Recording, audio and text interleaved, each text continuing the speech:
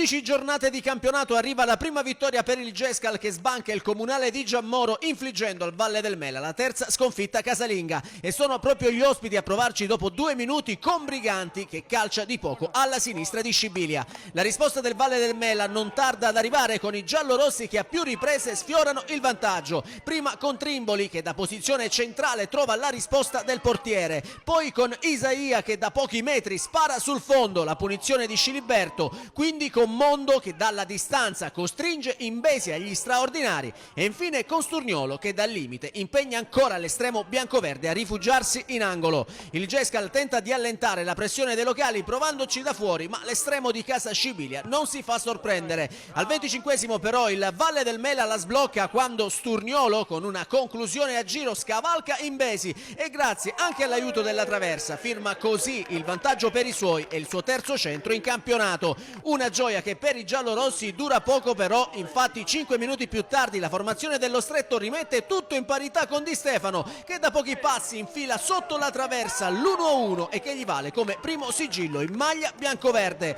Pareggio che galvanizza la formazione ospite capace al minuto 41 di ribaltare tutto portandosi in vantaggio con Briganti che batte Scibilia grazie anche all'aiuto del palo e per il classe 2004 si tratta della terza rete in campionato. Nella ripresa spinge ancora la formazione di Luca che dopo 2 minuti potrebbe anche calare il tris, ma il destro di Lembo è respinto in tuffo da Scibilia. 5 minuti dopo ci prova anche Scarantino in girata con la palla che sorvola di poco la traversa. Poi però l'11 di giunta torna a spingere e al 60esimo i giallorossi troverebbero la rete del pari con Scattareggia, ma il direttore di gara annulla per posizione di fuorigioco dello stesso numero 17. Insiste comunque la squadra di casa e dopo il colpo di testa di Arrigo al minuto 65 terminato di poco alto, il Valle del Mela ciuffa il pareggio al minuto 77 con Scattareggia che dal limite supera Imbesi ristabilendo la parità e mettendo a segno così il suo terzo centro in campionato. Ma anche in questo caso la gioia dei giallorossi dura poco perché 9 minuti dopo il Gescal rimette la freccia